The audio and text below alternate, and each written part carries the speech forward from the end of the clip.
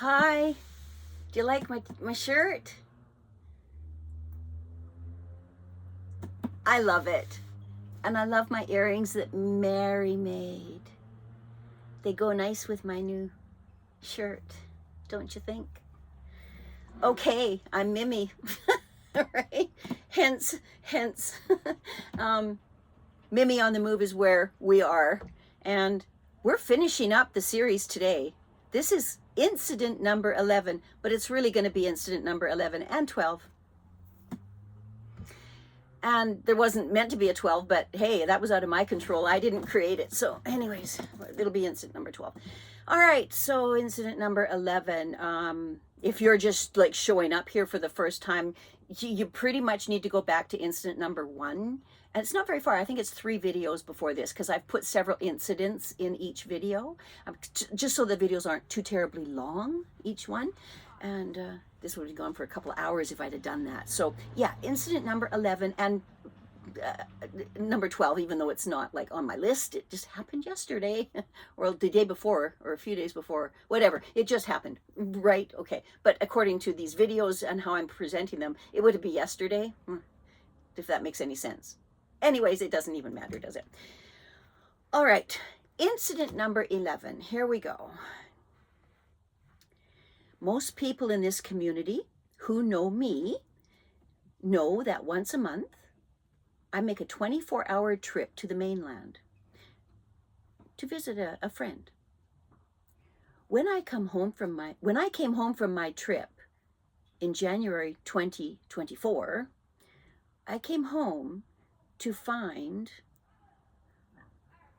all the Ziplocs which I had attached my lattice work to the posts in my carport with Ziplocs. So there might have been like 50 Ziplocs holding my lattice work on the posts. And the reason I did that was when my mom was living with me, before she passed away, I made her a little patio area, private, with the white lattice work, attaching it to the posts in the carport, so she had a little sitting area. So that was still there, right? So when I came home from this 24-hour absence from my home, all the lattice work was fallen over and the Ziplocs had all been sliced. I saw the slice marks. They were clean. They were clean slice marks. As I pulled in my driveway, here's what I saw.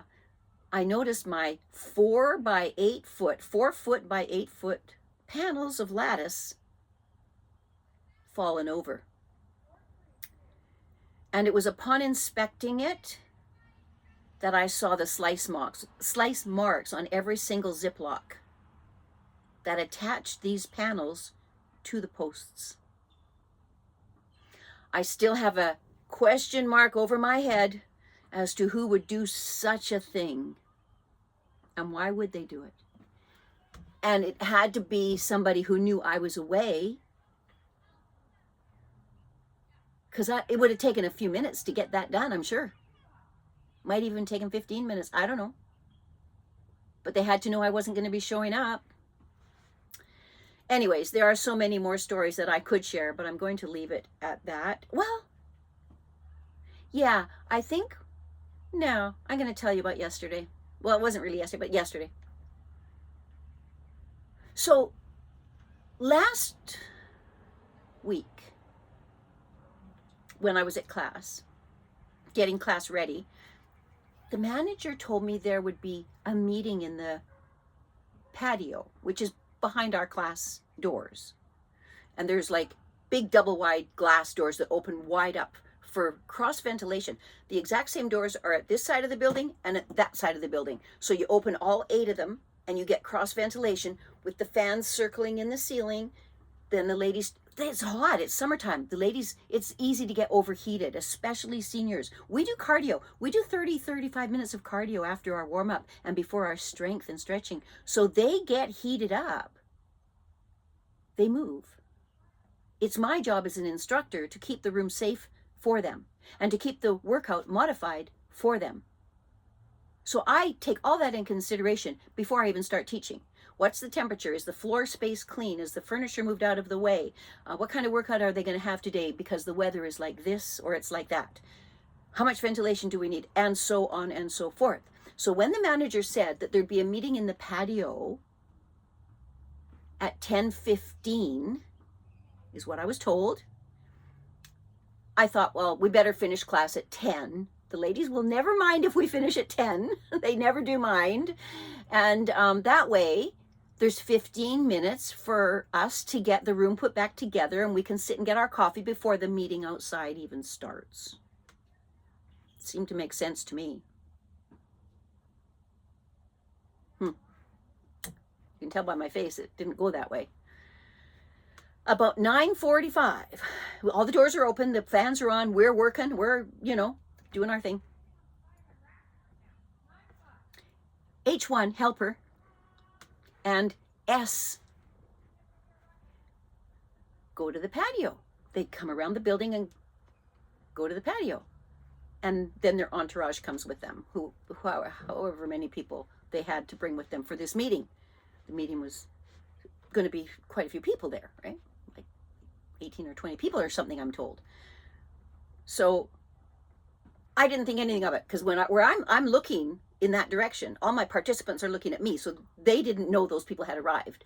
I knew those people had arrived, but it didn't affect me because it was only 9:45. So I figured they just came early to hang out until their meeting started. It just made sense to me. No big deal, right? They're outside, we're inside, the doors are open, the fans are on, it's all good. But no. Could never go that smoothly, could it? No. H1, helper, comes to the double doors that are right behind two of my participants at the doors and proceeds to shut them. Now it's 9:45, meeting I'm told is 10:15. I plan to quit class early, accommodate everybody concerned. Now, keep in mind, I'm wearing a headset, so I don't have to speak loudly. So I said her name, we'll just call her H1 for purposes here, right? I called her name and said, we need the doors open for ventilation. Her response to me was, we're having a meeting. In that tone. At that point, everybody had turned around and looked to see her. Who was I talking to on the headset like that? Then they turned and looked at me. I was not going to bite that bait. And I just said to my class, she'd shut the doors by this time. And I said to my class, life's too short. Keep in mind, the day before, I was at palliative care with my first love, first husband, my son's father, who was dying.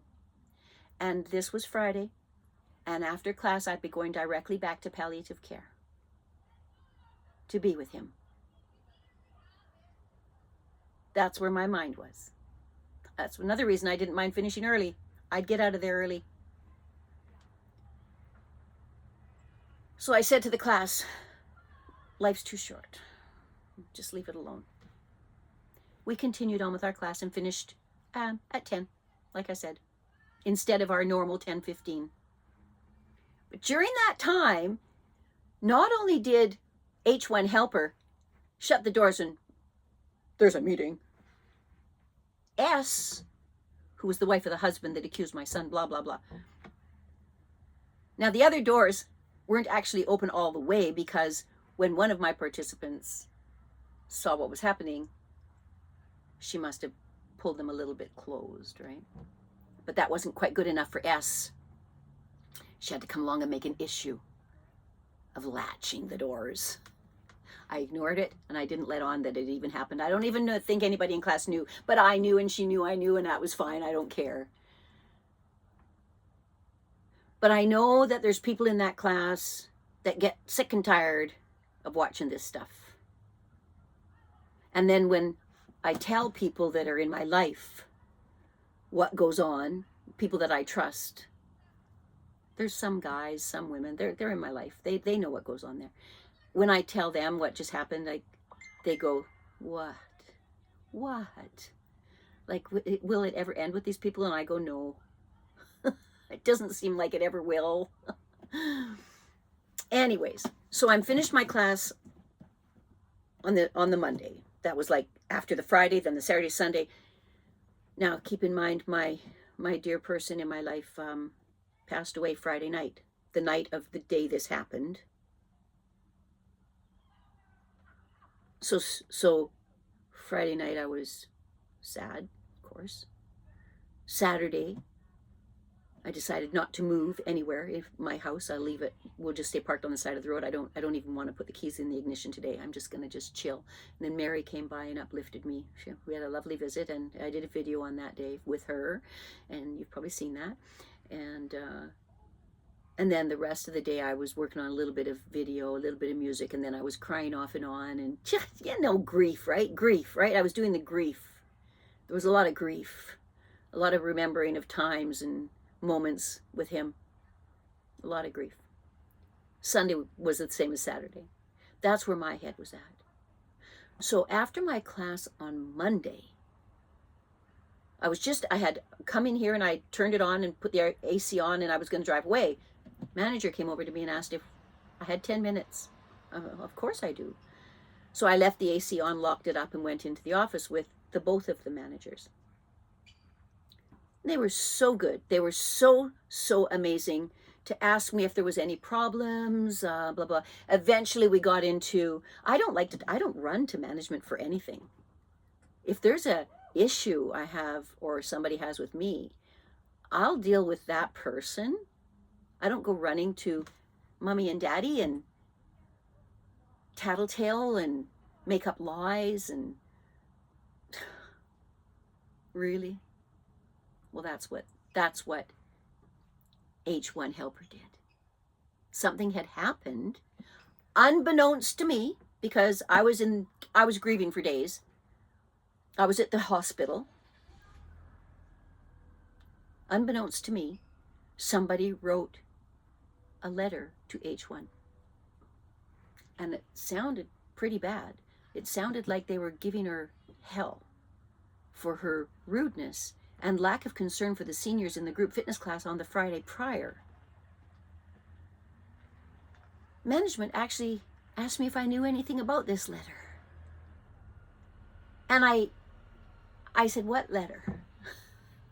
Then they told me about the letter. And I went, no, but I'm not surprised. Because in the past, when things have happened, there's been people from my class write letters to the owner of the community, kind of on my behalf, even though I didn't ask them to. Just things that seemed unfair, not right, blah, blah. This seemed to be like another one of those moments to me. They said, management told me that H1 said, I sent it to her.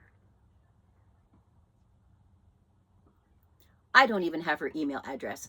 I don't want her email address. I don't have her phone number, and I don't want her phone number. I don't want anything to do with H1 helper, ever. But apparently, I reached out to H1 and scolded her for her rude behavior. And I just told management, I have nothing to say. Literally, I have nothing to say. This feels like I'm in the principal's office. I told them, we're adults here. If I have a problem with something, I'll deal with it. If somebody else has a problem with it, if they don't want to deal with it and they want to come to you, that's between you and them. I'm not interested in this. Just not. So apparently on the email, there was no name. There was just an email address. Well, if it was my email address, then they would have known I sent it. But clearly it could not have been my email address because I didn't send it.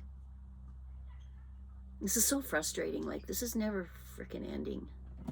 Anyways, that was incident number 12. And I'm done. I'm not going to do this anymore. Like, this is done. Now, anybody that ever wants to know the history of what happened with my presence and contributions and participations in the community, they can watch these videos and they'll hear my version finally after 9 years of silence. If I sound pissed off, it's because I am. For the last time. And like I said before, there are so many more little stories I could share, but I'm not going to because they're too small, but they were just all niggly things, right? Niggly things, like every time I would put something on a whiteboard, a message of motivation, somebody would erase it every time. And then I would have to say, please do not erase this. Just like children. Worse, children behave better actually than this, let me tell you. But I would be remiss if I did not mention that there are some incredibly beautiful, kind, generous, and caring people in this community that I've had the pleasure of working with. But sadly, the damage done to me has been far greater than can be healed by these very special people. So when I left there, I knew I would miss all the wonderful folks. And I will be forever grateful that they were in my life. I will never forget them, and I will always hold them dear to my heart. And I still do, and I still go there. But every time these things happen, I don't want to go back there and see what's awaiting for me when I walk in that door. Like, I don't want to. These people, these H1 helper and S and B and B2, all these people, they're just nasty people, or they wouldn't behave the way they do, right? Anyways, I'm sure that my haters, if they see this, are going to think that me sharing this account of my time in that community is a waste of time and possibly ridiculous. I don't care. I've never publicly demeaned any of these broken souls, nor will I. I just give you the facts and my version of the story, but I'm not gonna say bad words. I'm not gonna do it. But I do, however, I will pray for them. This account is the only thing, and this will be the only time I will be sharing it, because I think it's important, now that I've left that community, that this truth be told and shared by me. From the horse's mouth, so to speak. I am not a gossiper, and I will not speak behind their backs. This is public. I know there are many gossipers in that community who, once I have left, right, they will have a heyday and slander me even more. I say to you people, fill your boots. Fill your boots. Now, I've shared some dark moments that many of you were likely never aware of. Those of you that are watching this that know me, you probably were never aware of these things. Quite possibly, many of you won't even care, and that's okay. But I care. And for today, that's all that matters. And I'll leave with saying this. The truth does not mind being challenged. A lie, however, does not like being questioned. And let's hope it ends here. Sending my love and hoping that you receive it. Hoping you receive love from anybody that you love, and that they can have your love. Really, life is all about love. Not hate. It's about love. And until next video, love is all that matters. Take care.